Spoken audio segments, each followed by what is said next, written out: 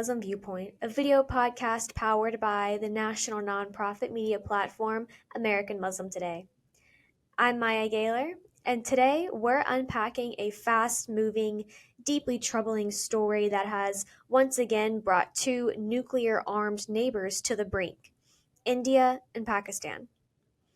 In the wake of a horrific militant attack in India-administered Kashmir last night, India has launched a series of missile and airstrikes into Pakistan and Pakistan-administered Kashmir. These overnight strikes, dubbed Operation Sindoor by India, lasted just 25 minutes, but their impact could echo far longer. India says it struck 9 separate targets, what it calls terrorist infrastructure. These include alleged camps belonging to Lashkar-e-Taiba, Jaish-e-Mohammed, and Hizbul Mujahideen.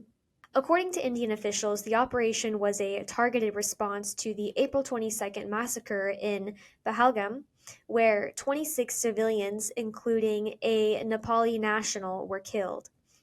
Survivors say the attackers appeared to target Hindu men specifically, and India says it has credible evidence linking Pakistan-based actors to the killings. Pakistan, however, strongly denies any involvement in the Pahalgam attack and claims that India has not produced any proof. Islamabad has described these strikes as unprovoked aggression.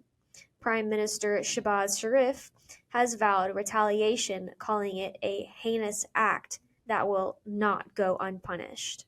And here's where things get even more serious.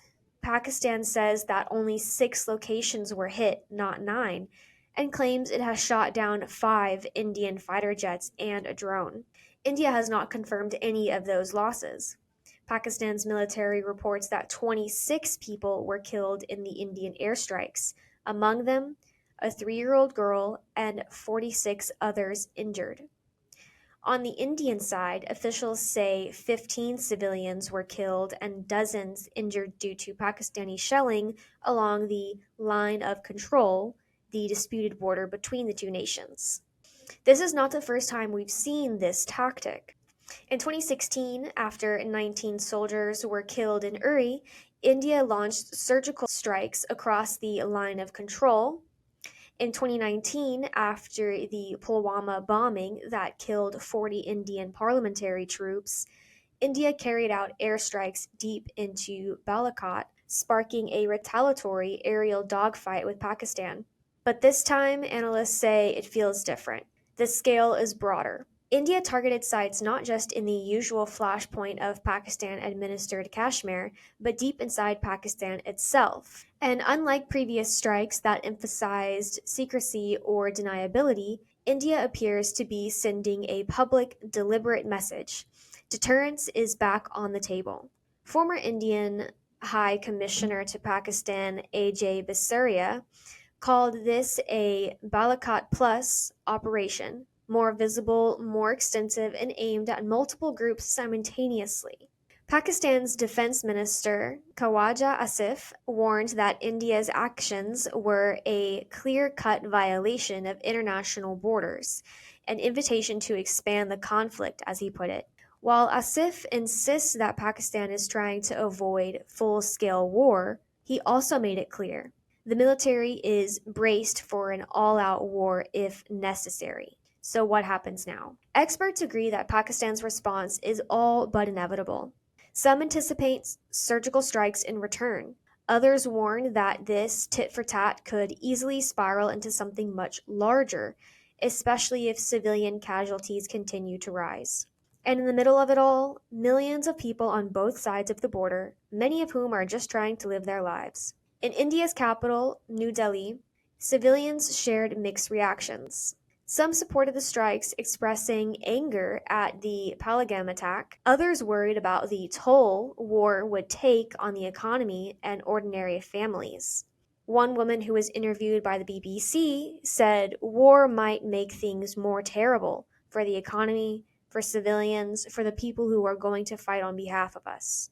Another said she hopes peace returns soon because it's important for all of us. And while these geopolitical decisions are made in high offices and military command centers, it's the everyday people, families, children, and students who bear the heaviest cost. In a sign of how seriously India is taking the situation, a nationwide civil defense drill was launched today involving over 10,000 volunteers across the Maharashtra. Sirens blared, blackouts were practiced, first aid and evacuation drills were carried out. It's the kind of exercise designed not just to prepare, but to send a message. For now, what we know is this: the region sits on edge once again. Calls for restraint are pouring in from the UN, from the EU, and from world leaders.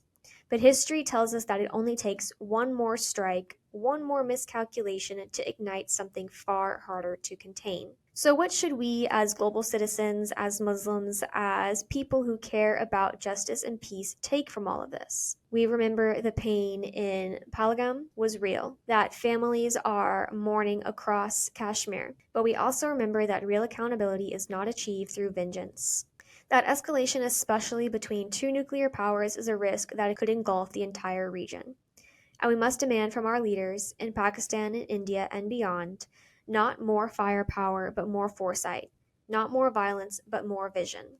That's it for now. Thank you for joining me on Muslim Viewpoint. If you value our public service journalism, please support American Muslim Today, a 501c3 nonprofit, by visiting us on social media at American Muslim Today or donating at AmericanMuslimToday.com. Before you go, don't forget to hit that subscribe button. Until next time, I'm Maya Gayler.